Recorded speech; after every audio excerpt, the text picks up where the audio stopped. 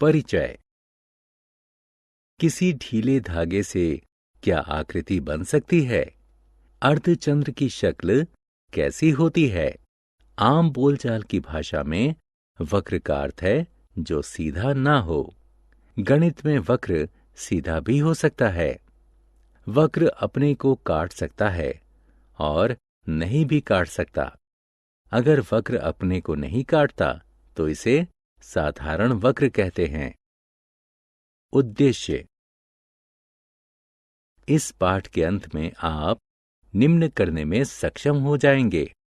वक्र को परिभाषित करना, बहुभुज और उसकी भुजाओं, शीर्ष और कर्ण रेखा का वर्णन करना, वृत्त की परिभाषा और वृत्त के हिस्सों का वर्णन करना। वक्र। राहुल के बनाए हुए दो आकार देखिए।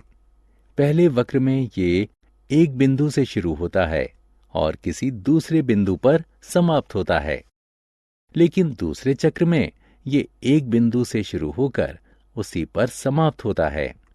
पहले प्रकार का वक्र खुला वक्र और दूसरे प्रकार का बंद वक्र कहलाता है।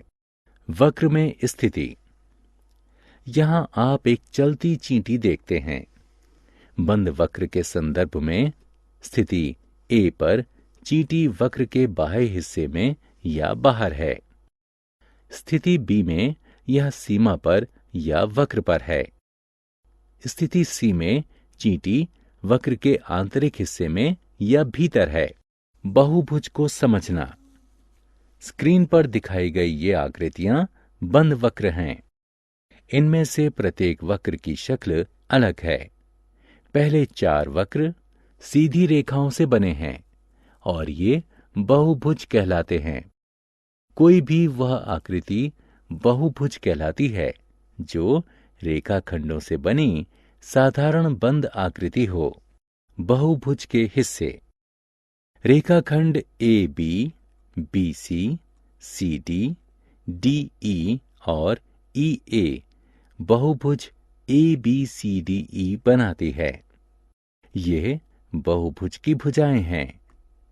कोई भी दो भुजाएं जिनके अंतिम छोर साझा हों वे आसन्न भुजाएं कहलाती हैं, जैसे ए बी और बी सी और सी डी और डी ई और ई ए आसन्न भुजाएं हैं।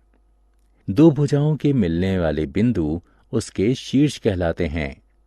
यहाँ ए, बी, सी, डी और ई दिए गए बहुभुज के शीर्ष हैं।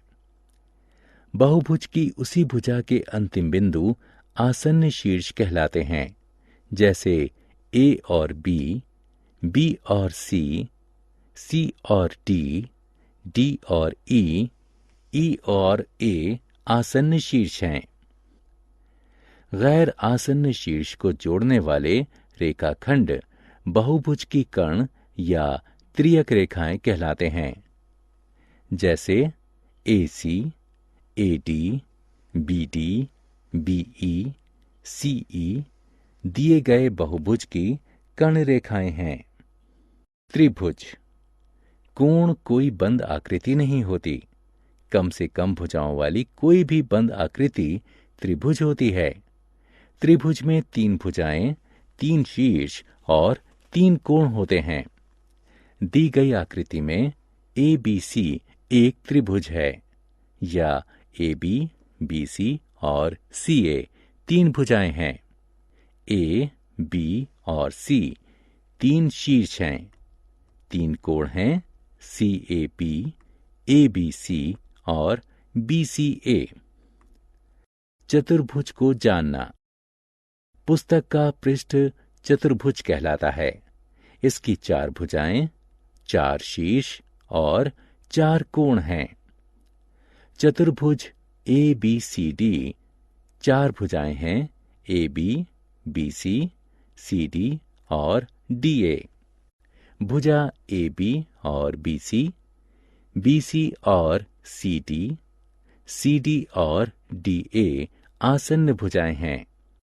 ए बी और डी सी, BC और AD आमने सामने की भुजाएं हैं।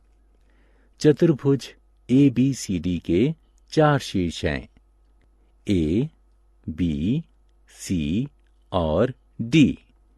इनमें A और C, B और D आमने सामने के शीर्ष हैं। चतुर्भुज के 4 कोण हैं, DAB कोण, ABC कोण, BCD कोण और CDA कोण। वृत्त और इसके हिस्से। आइए एक और आकृति का अध्ययन करें। ये एक वृत्त है। ये एक साधारण बंद वक्र है जो बहुभुज नहीं है।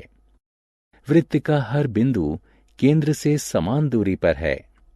वृत्त के केंद्र को वृत्त के किसी भी हिस्से से जोड़ने वाला रेखाखंड वृत्त का अर्धव्यास कहलाता है और वृत्त के केंद्र से गुजरने वाला रेखाखंड जो वृत्त के किन्हीं 2 बिंदुओं को जोड़े वह वृत्त का व्यास कहलाता है। किसी भी वृत्त के अनगिनत अर्धव्यास यानी त्रिज्याएं हो सकती हैं। इसी तरह किसी भी वृत्त के अनगिनत व्यास हो सकते हैं।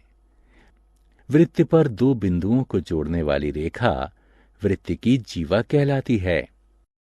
किसी भी बंद आकृति की तरह वृत्त का आंतरिक और बाहरी क्षेत्र होता है। वृत्त का आंतरिक क्षेत्र 2 त्रिज्याओं और वृत्त के चाप से घिरा हो सकता है।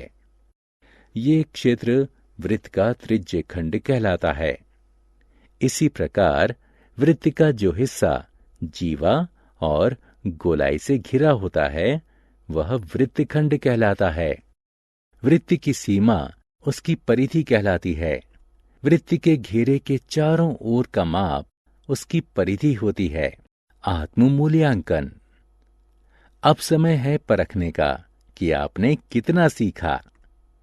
वृत्त पर उसके विभिन्न हिस्सों की उचित स्थिति के अनुरूप नाम लिखें। सारांश। आइए हमने जो कुछ सीखा है उसे संक्षेप में दोहराएं। साधारण वक्र वह है जो अपने को नहीं काटता। वक्र के सिरे अगर जुड़े हों तो वो बंद वक्र माना जाता है अथवा उसे खुला माना जाता है। बहुभुज एक साधारण बंद वक्र है जो रेखाखंडों से बनता है। त्रिभुज और चतुर्भुज बहुभुज हैं जो क्रमशः 3 और 4 भुजाओं से बनते हैं।